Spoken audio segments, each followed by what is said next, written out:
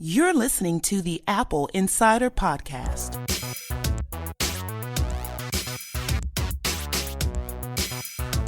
Welcome to an all-new episode of the AppleInsider podcast. It is I, Victor Marks, and I'm here with Mikey Campbell, the esteemed editor of AppleInsider.com. Mikey, welcome. Good to be back. I want to start by talking about the Department of Justice. We sort of know that the FBI bought a license to use Celebrite's technology. Perhaps. Well, they issued a purchase order to them. Yeah, but, I mean, we don't know. We know that they issued a purchase order. We don't know if that's what they used. Mm-hmm. But they paid the money. Of course, they already, don't they already do business with Celebrite, though? So we don't know if it's for that particular iPhone. I also believe Apple does business with them, too. Mm. I don't know. Anyway. The same day they wrote the purchase order to Celebrite, they also bought a license for Blacklight to analyze the data they were getting. Yep. And in fact, it seems like they issued a whole ton of purchase orders for forensic security-related applications after this whole All Writs Act kerfuffle. Interesting how they did that after they said they exhausted all avenues. Yeah, absolutely. Yeah. The other thing that I'm finding interesting is this sort of back and forth, right? You know, it's as if the FBI is saying, you should totally do it, Apple. It's just one phone. And Apple says, no, it isn't. And then the FBI says, we got in. And Apple says, you should say how? It's just one phone. And what's the FBI's response to that? No, it's not. No, it isn't. Yeah. Right? Yeah. I mean, it's the FBI. What are they going to do? They need to get into the phone. And I think it's pretty clear that it's not just about one phone, despite what they say in court and in front of a Congress, Senate Select Committee. They're behind the curve when it comes to digital forensics. Loretta Lynch, AG, said as much in an interview, right? I mean, she said that digital evidence gathering is becoming the de facto norm for most investigations in the U.S. So they need to develop these tools that can get into phones like the iPhone and Android and other smartphones that are popular with the general public. And it seems like they haven't been keeping up with the modern technology. Whether that's a funding issue or whether it's something, I don't know, whether something else is unclear. But yeah. I think it's obvious that they don't have the capabilities to do so on their own. Yeah, you keep using the word need. I like the idea of using the word want instead. Well, how are they going to get into are they going to get this information? They want to get into the iPhone. They want to be able to. I don't know that. It is their directive to gather evidence, right? Right, but so they need to get into the phone. Well, not necessarily, because there are all kinds of situations where, and the law accounts for the fact that evidence is simply unavailable. Right, but in some cases they can't always have it. I suppose. I think in this case, Darrell Issa, congressman, tweeted relatively recently, tweeted as recently as yesterday. Yeah. We have to find the right way to protect innovators from unreasonable government intrusion. Yeah. Well, I mean, legislators are just as much to blame for the current state of affairs as the Justice Department. Justice Department is only working off of what they can do within legal boundaries, right? Not necessarily. Yeah, I mean, that's why they had to leverage the all writs. They had to go around. They fell back on that because they wanted to go around what Congress has not just failed to do, but absolutely declined to do. Right? Yeah, Congress didn't want to give them the power, so then they tried to backdoor the power through the courts. So I'm saying the legislators are as much to blame as the FBI. No, we don't need a law to bar the FBI from doing stuff. We just don't need to write the law to allow them. And the FBI decides to go and do this anyway. I don't know if the argument is to allow them. We're allowed it, and we're angry about. I don't know if it's that Congress needs to write a law saying, like one way or another that was one of the points that some of the congressmen made chewing out Director Comey over was. Yeah. I mean, I don't know. entire hearing was kind of a fiasco. So, probably the most entertaining thing I've ever seen on CNET, though. I suppose it was also kind of dry. But I mean, aside from the grandstanding from a couple senators, yeah, I don't think it really got anything done. But back to the topic of whether or not Apple should have, or might soon be compelled to break into one of their own devices. There needs to be some sort of discussion in Congress or in the Senate or the House as to whether that is deemed legal and where the boundaries are, because there aren't any right now. And I don't know where to even start. The technology has already advanced to such a stage where a simple discussion is there's no real jumping off point for that anymore. You just have to. I mean, it's surpassed the point of simply broaching the subject. We have to deal with it proactively. But I don't know. The FBI just this week, right, as the media was all over the Arkansas case, double homicide, supposedly Little Rock field offices lending a hand in accessing data from iPhone 6 and an iPod, probably an iPod Touch, but they didn't release that info. So I don't think in that case that I don't think the FBI is going to put their little baby in jeopardy for an Arkansas murder conviction, but at the same time, it does raise the question, when are they going to attempt to use this exploit again, right? It has to be coming. It seems to me that if the FBI can purchase this exploit, then Apple should be able to purchase it and reverse engineer it as well. I suppose, but is it in Celebrite or whoever sold them the exploit's interest to do so? That is a good question. No, it would be interesting to me if someone approached Celebrite posing as a customer saying, I have an iPhone 5C.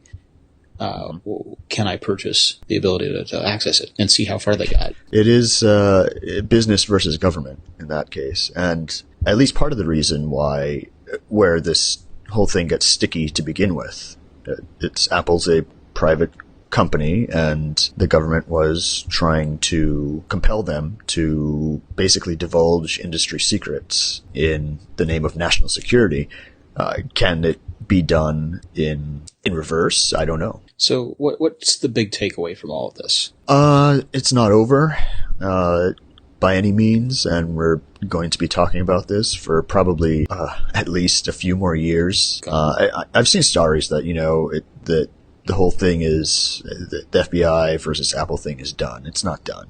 That case is done. The San Bernardino case is done, which was probably the FBI's best chance to convince Apple to hand over their encryption technology willingly or, through a court order. But now that they don't need to do that, at least for the iPhone 5C, as far as we know, who knows what the exploit is? It could be applied to newer versions as well. But this is just going to keep going. I mean, it's going to be a cat and mouse game, right? Apple's going to make a new encryption method. The FBI's or law enforcement agencies are going to want to be granted access to that. The Apple is going to make iCloud more secure, taking away the iCloud backup route for law enforcement. So law enforcement is going to want something to work around those roadblocks. It's just going to be a back and forth, I think, for a very long time, as long as tech industry keeps innovating. But yeah, so I don't know. It's just something that we're going to be talking about for. Yes. Well, hopefully we'll catch a break and not have to talk about it 1 week here on the podcast. Or if we do have to talk about it, hopefully something slightly more interesting comes up. Because watching this thing develop has been a train wreck in slow motion. Personally, I think that the FBI chose the wrong company to mess with, and they definitely chose the wrong method. I mean, they wanted to wage a PR battle with arguably one of the most powerful PR apparatus in the entire world, right? Well, Katie Cotton isn't around, so it's not the most powerful, but... Well, not iron-fisted, but it is, they do have a vast machine, and they have a deep pool from which to pull. Yes. In shaping public opinion, as it were. Early on when this was going on, and someone was telling me online how how Apple picked the wrong fight here and that Apple was going to lose this. I responded by saying at the time that people like their iPhones a lot more than they like Congress. That the approval rating of Apple is a lot higher than the approval rating of anyone in the federal government. And of course, that's a rather silly remark to make, but there's some truth to it. Yeah, I found it funny during the hearing that so many of the senators whipped out their iPhone. Well, every one of them wants to have one, but not only because it's a good device, but because they know that the FBI can't spy on them. Well, it is that specific committee had them issued, right? To them. Right.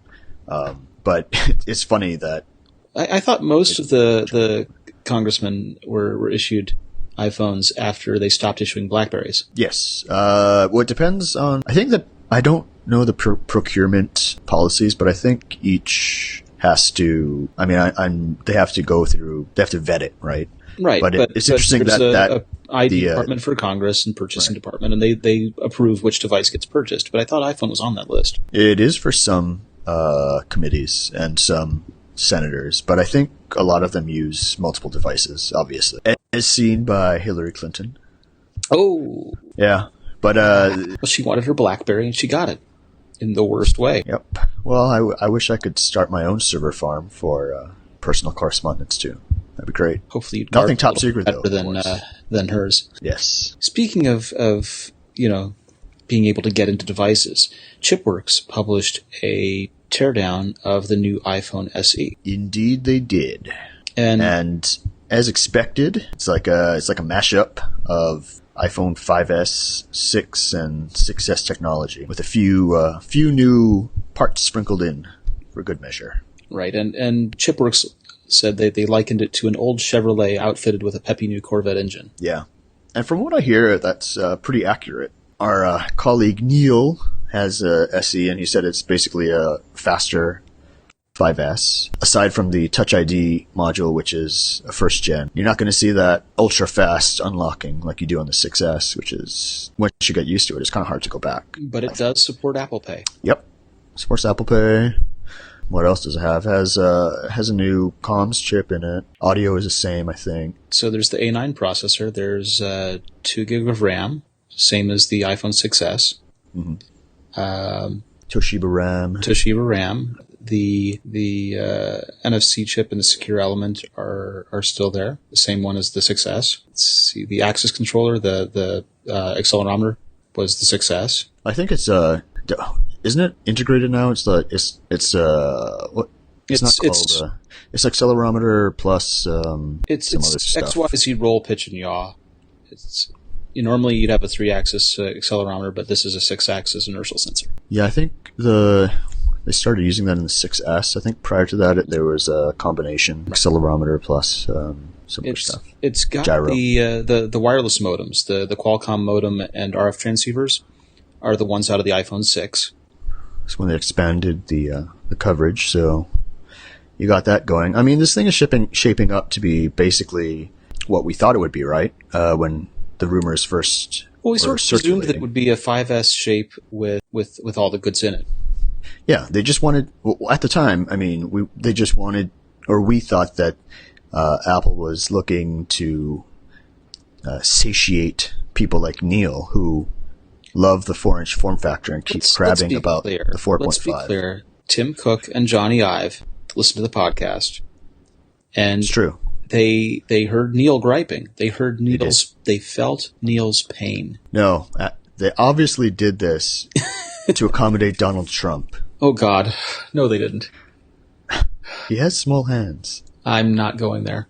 They did this because they felt Neil's pain, and they wanted to relieve Neil's pain. No, they wanted to make it worse because they would give him what he wanted, but in the worst way possible. But they would not offer it in a 120 gigabyte configuration, so he can't use it.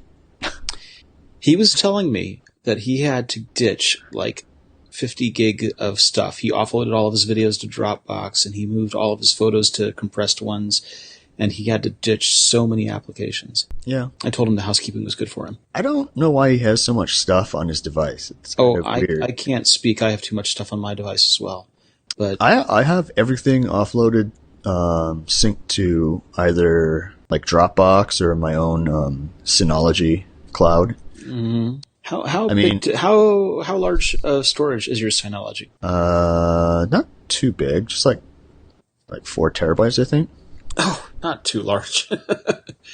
Only 4 terabytes. Considering I store movies on there and stuff too, so yeah, it's not just like photos and text messages. Someday soon, I'll tell you about the Synology router that I've been using. Oh yeah, it's the world's most accessible and fastest, securest router ever. It's pretty slow to boot up. I heard good reviews. It's pretty slow to boot up. Otherwise, it's pretty good. Yeah, I just have my old Airport Extreme. I'm not using this. I'm using what is that? It's a TP-Link, and if it's not the TP-Link, then it's probably Netgear. I've got a few that I cycle through. Why? Exactly. I'll tell you later. Right. Yeah, although the Synology is pretty interesting because they have an app store for it. Synology App Store is pretty. It's got some intriguing robust choices. So this iPhone SE, let's. So I just want to ask you. So we all knew Neil was going to get one. There was no question. Everyone knew that this was the phone for Neil. Mm-hmm. Are you going to get one? No. I don't really. I mean, I do like the 4-inch form factor. I thought it was really good size, and I thought the 5S was probably one of Apple's best iPhones. It was solid, and it was light, and it worked one-handed. And I mean, the 4.5 inch offers you another row of apps, and it's a little easier to read on. But really, I'm not doing much of that on my phone. I have an iPad, or I'll just go to a computer if I need to. I don't really see. For me, there's really no appeal to go back down to a smaller form factor. Yeah, so I just don't feel like I would be okay with the concessions that they made, or that they built in to the SE. That I need a fast Touch ID because I'm so used to it now. Yeah. I hate it on the iPad Pro. I always just kind of tap the home button and it doesn't unlock, and I always get so frustrated. I know I hear myself saying that and I'm irritated. Send your iPad Pro here. No, but I mean, look. Let me take that problem off your me. hands. Apple spoils me with these new gizmos, and when they come out with something new that doesn't have the new stuff, it's kind of disappointing. But that being said, there is a one old 4-inch iPhone feature that I do miss, and that's an accurate soft keyboard. Have you noticed that once they move up to the 6 and the 6S, they had the predictive input, they changed the hitboxes on the soft keyboard, and I don't know why they did that, but it's less accurate for me. You mean the amount of touch target? Mm-hmm. It's adaptive now, right? It adapts based on the length of the word. Yeah. Well, I think that it links to the predictive text function, so it'll kind of predict what you're going to type, and it'll make certain key targets larger to facilitate faster typing. But I find that predictive text is not totally accurate, so I often end up typing incorrect things. And it's frustrating. When the 4-inch iPhone, it was more of a 1-to-1 kind of thing. They didn't try to adapt it on the fly. And I guess I'm either used to that or it's a better method. I don't know if other people are also having this issue, but I noticed my typing speed and accuracy have greatly diminished since the 6 came out. That's interesting because when I've used the 6 now for a good long while, year and a half, and if I try and use the 5 at this time, I find it hard to type. I had to go back to the 5S. I had the 9.3 beta running on that, and I was typing a lot faster and with greater accuracy. On which one? On the 5S.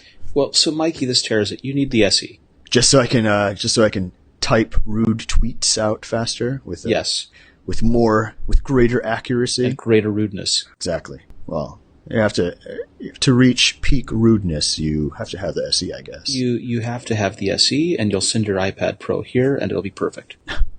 I don't know what this has to do with my iPad Pro. You brought it up. It's the Touch ID that's blocking it. Well, yes, but it has huge hitboxes for the keys. So I have no problem with it. Good. Yeah. So, who do you think the iPhone SE is for besides you and Neil? I mean, what the research suggests that it's a lot more Android switchers than previously thought. Mm-hmm. But again, these research, these studies and reports, is just they don't take into account the fact that it's a much lower volume of handsets being sold compared to like a flagship 6S or a 7. And while there's a greater percentage per capita of people, or not per capita, but per buyer coming from Android, it's not really enough to move the needle. But I do think that Apple is targeting burgeoning markets with this device. Obviously, places like India, where they recently made a bunch of changes to their iPhone lineup. They cut prices, and then they replaced I believe it was the 4S completely. Mm-hmm. I think they stopped selling that model. Yeah. But I mean, for a long time, they wouldn't even address those markets, right? They were having a field day with growth in developed nations. Like, North America's been saturated for years, but certain regions of Europe and Asia, Japan especially, in the past couple of years, they were just raking in the dough, and now they have to go fight down market. Yeah, and that's kind of a thing. This thing, the SE price point is $399, isn't it? Here it is. But well, depending on what model, right? Fair but it is more expensive than if you take into account the exchange rate and all that. It is more expensive in, say, China, but compared to Android offerings there, I think it sits pretty well. I mean, to be clear, you can get Android offerings that are dirt cheap. Right? Well, yeah, you can get a phone, but you can't get the premium feel of an Apple device or the premium support. I don't know if people really care about the support. They care that their software works, right? Do they? Is that why they've been going with Android for so long? Like let me tell you about an Android story that I can. It's a personal anecdote. It's not It's not data. It's an anecdote. Mm-hmm. Yesterday, someone close to me had a Moto E 2nd Gen 2015 device. I'm sorry. And was using it all during the day next to me. Yeah. And then went home and put the phone on the kitchen counter and phoned me from the home phone, which I thought was unusual, to say that the Motorola had booted into a recovery mode and that its boot log said that the something like the boot image could not be validated. All right. And, I looked into it a little bit and said, you know what, we can try and flash this thing again through fast boot, but go ahead and call Motorola and ask them what they think you should do. And Motorola's answer was that the best they could do for him, the second best they could do for him, what they recommended was that he send them the device and then wait for about 20 days without a phone, and they would ship him back a working one. Sounds legit. You don't need a phone for a month. Not really, no. And he said, well, what other options do you have? And the other option was you pay $25 for the privilege of them sending you a phone. No, the first arrangement was you have to ship yours first, and when they receive it, then they get around to sending it. So you're still without a phone for that length of time. You pay $25 for the privilege of cross-shipping. No. You ship yours first, and they ship at the same time. And he said, well, for $25, are you going to overnight it? No, we will send it ground 5 days. Well, to be fair, Motorola is still stuck in the 19th century. Well, the Moto E was the one where they promised that you would absolutely get updates. And then they sort of reneged on that promise and said, no, you won't get updates. And then they treat you like this, and the person in question lives about a mile from an Apple store. So what did he end up doing? I ended up paying the $25 and cross-shipping his Moto E.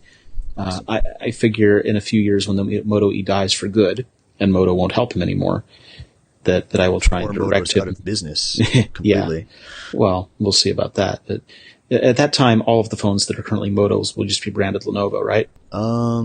Yeah. Yeah. Yeah.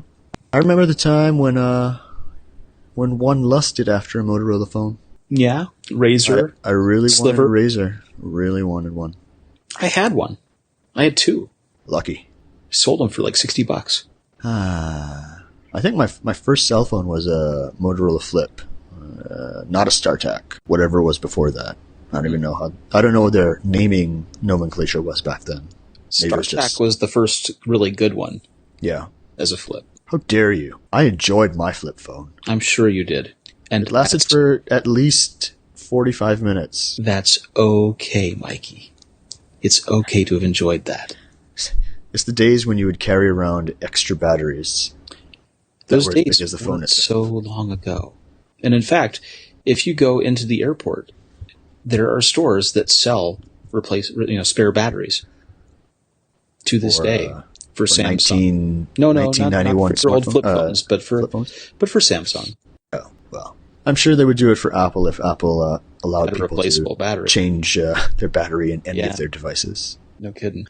So tell me about this smart connector patent. One of the things Neil loves, I'm talking a lot about Neil here, is he loves the smart connector. Of course he does. Well, he has these grand visions for you doing other things besides the keyboard with the smart connector.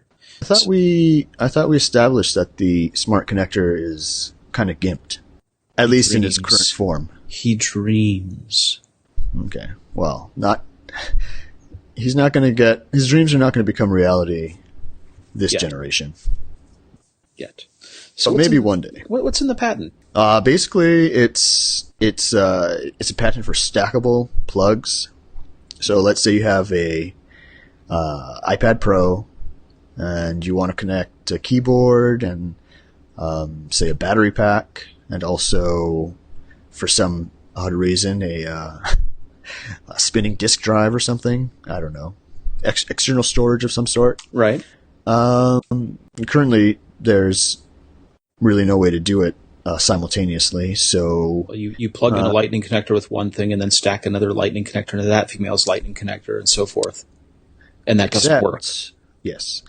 Yeah. So this patent is basically saying that you can stack connectors using the smart connector, which has two-way data and power, right? With three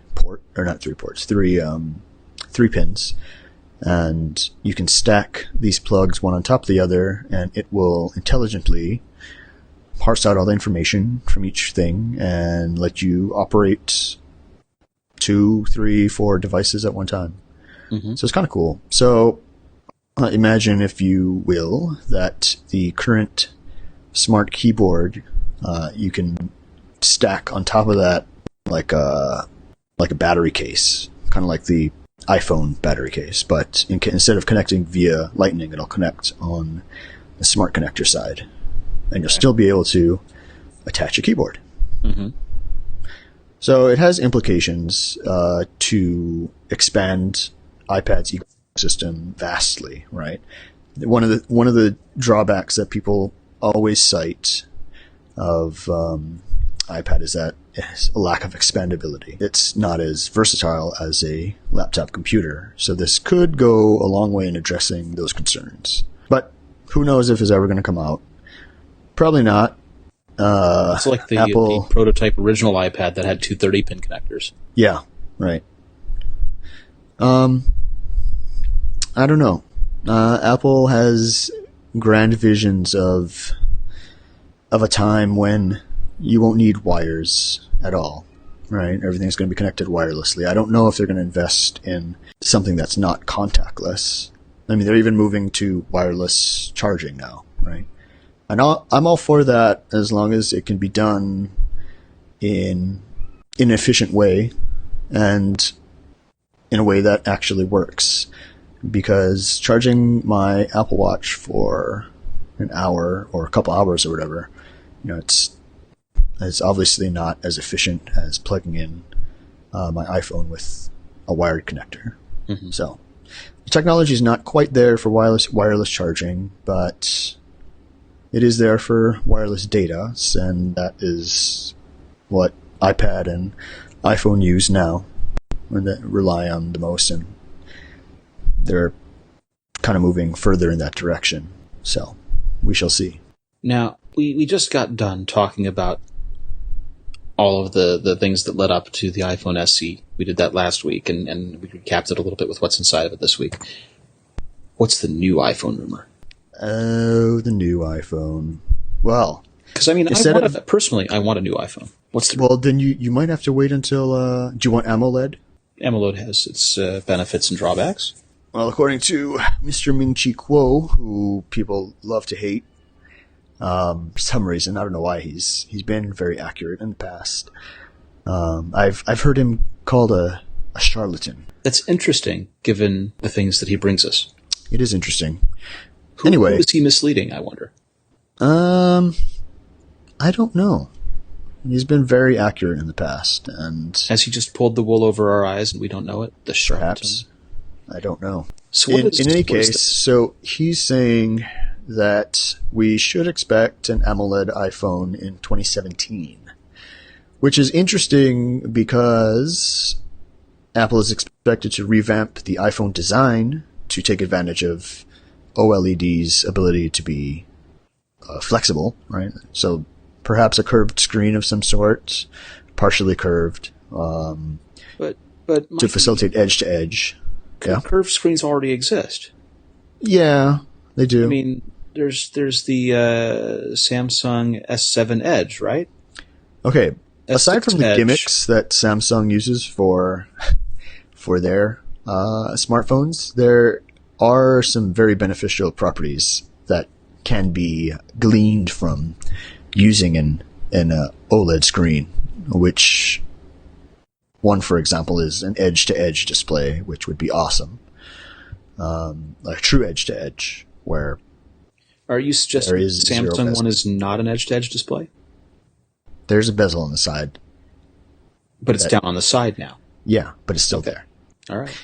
Anyway, so if you want an OLED iPhone, perhaps 2017 is going to be the year, but that's going to be, if their naming convention continues, this year's going to be a 7, next year's going to be a 7S, which means there's going to be no aesthetic design change next year, except Kuo is saying that, yes, they are going to release an OLED model, but the catch is that it's going to be only one, and it could either replace the top-end 7 Plus, and further differentiate that. No, 7.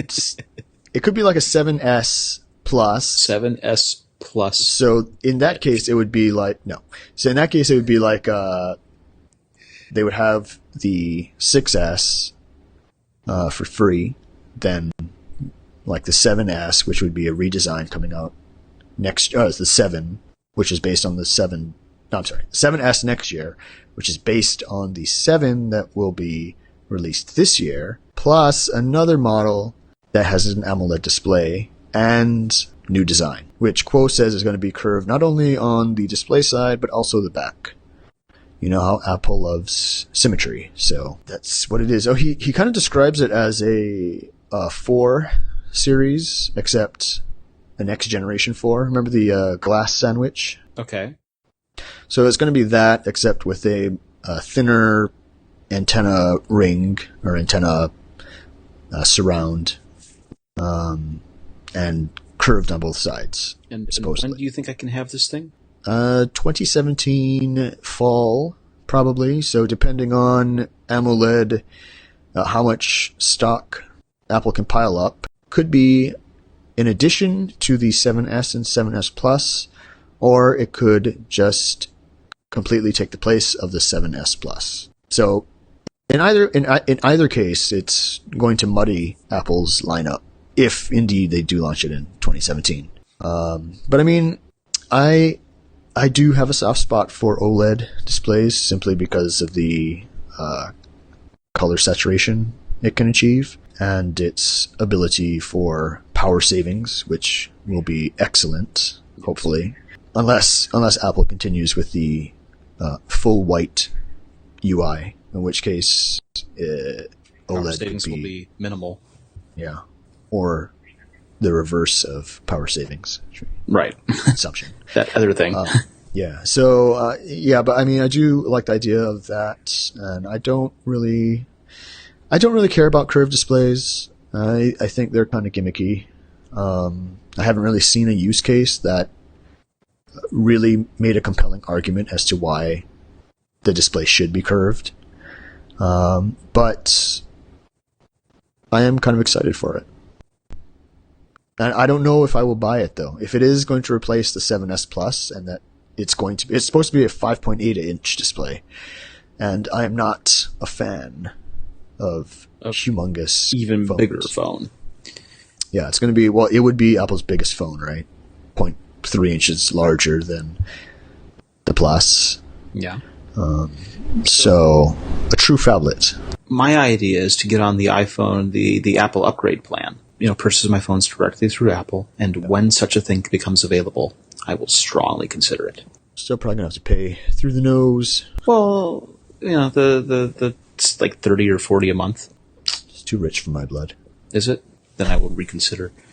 But it's still there's something alluring about that. Yeah, I mean they're getting smarter about who to sell to and how to sell to them. But we shall see. This quarter is supposed to bring the first drop year-over-year iPhone sales.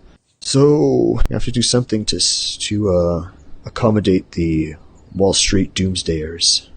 At some point it just boggles my mind that they never realize that every time they predict doom, they're mistaken. Well, I mean, one year they're going to have to be right. They always say, well, it's overvalued this, or it can't earn any more. Well, it's all about growth. It's all about growth. Really? I found it amusing that Fortune didn't include Tim Cook in their top 40 CEOs? Top 30? Really? Hey, Apple relies far too much on the iPhone for profit. Well, I suppose that's true, but that's because they're the only ones selling computers that are profitable. I don't see computers aren't that profitable anymore. It's kind of the same thing as saying Exxon only is largely tied to oil sales. And, I don't know.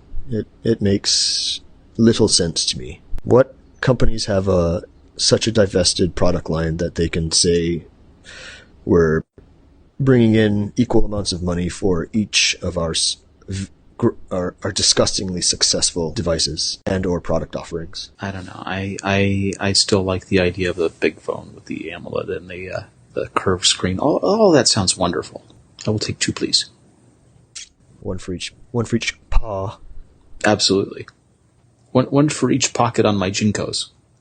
Wow. You gotta double fist that. This isn't, so I was just reading Jonathan Zajarski's. You know his tweets, right? Yeah. He published a blog entry about how Apple can make their FBI problems go away. And how was that? Well, he's talking about the concept of a trusted boot process. Oh. You know about that? Yeah, I saw him mention that earlier today. Right. So he says that it hasn't been defeated in years. It's sensible to add it as a layer in front of the OS, and basically the trusted boot process sits in front of the operating system, and the operating system is completely dark until proper authentication has been completed. It prevents RAM disk, it prevents firmware, it prevents anything from booting until the device has been authenticated. So you'd add like a complex boot password that's way more complex than your day-to-day password. And, because you don't reboot your phone all the time, right? Your phone is almost always on, yeah? But wouldn't that just create more of a headache for Apple, who has to jump through even more hoops to open a phone for the FBI? Well, that's just it, is that it wouldn't be any more hoops. It would be just simply no. I don't know. No longer possible. That can be. You're thinking that would be more hoops because it would be more much you have to make it possible. Well, if it's just completely and totally impossible, tough. Nothing is impossible, Victor. A device would not be able to boot any firmware, even that signed by Apple, in the event of a successful All Writs Act order someday.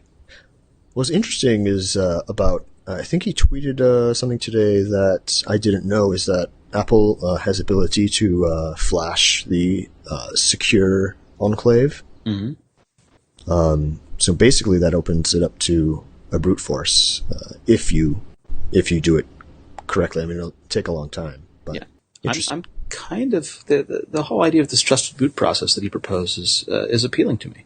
Yeah, how many people can get locked out of their phones though? Should the user forget their boot password, they can be given the option of wiping the device and restoring it back to an unlocked state. They lose all that precious data, all their cat pictures and stuff. Pick your poison. I don't know. You're already out of luck if you forget your device password. Yeah. Right? Your option then is to restore the device. So the same thing's true for this proposed boot password. But it makes it even more difficult, right? Not really. I mean, if you just... Who store... I mean, you can...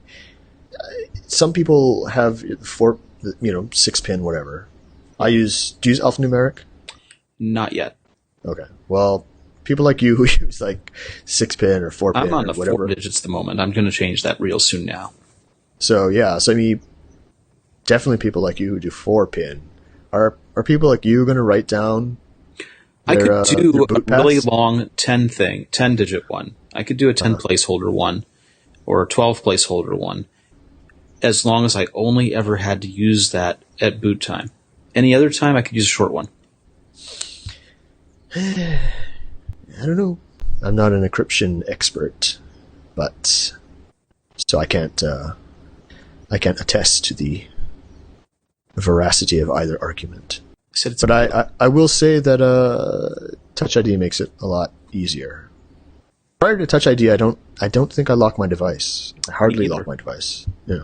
You know, there were always people that I knew of that were jerks that would, if your device didn't have a passcode on it. Oh, they would put on, yeah. They would pick it up and put one on there for you, and then you'd be, jerks. They thought they were funny. That's pretty funny. Mm-hmm.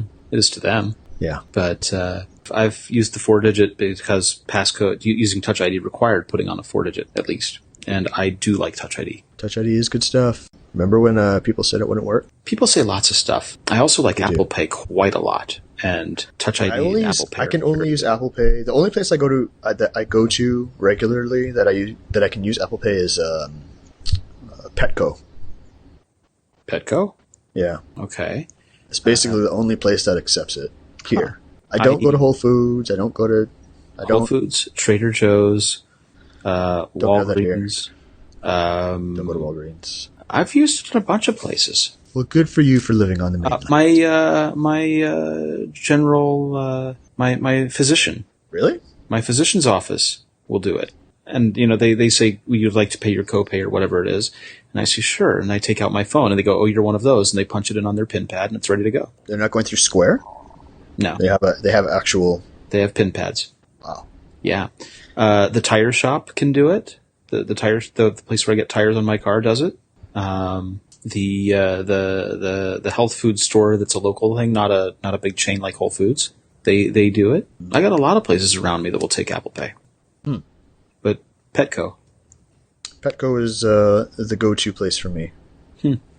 Well, I'm glad that the iPhone SE is there because it means that there will be more people able to use Apple Pay. And I think the faster we can get everywhere using Apple Pay instead of the stupid chip cards, the better off we'll all be. Well, the better off Apple users will be. Well, everyone else will have to catch up with Android Pay. Yep. But this is the problem, right? Because my bank supports Apple Pay, finally. Took them long enough, but they finally got in there. And so I can do that with my credit union. I tried to set up a Nexus 6P with Android Pay, and the same financial institution that supports Apple does not support Android. So there's two wrinkles here, right? There's having Android users have the adoption to do it, but there's also their financial institutions have to get on board. Well, of course. That's why you should use Samsung Pay. Oh. The magnetic waves sending technology? Look, it's amazing, all right, and it's accepted everywhere. Except that swipe is deprecated, right? So the magnets are deprecated. We're living in the now, okay? We're living in the now. Yeah. Not the future. Wish people would hurry up and catch up to the future. Good luck with that. Yeah.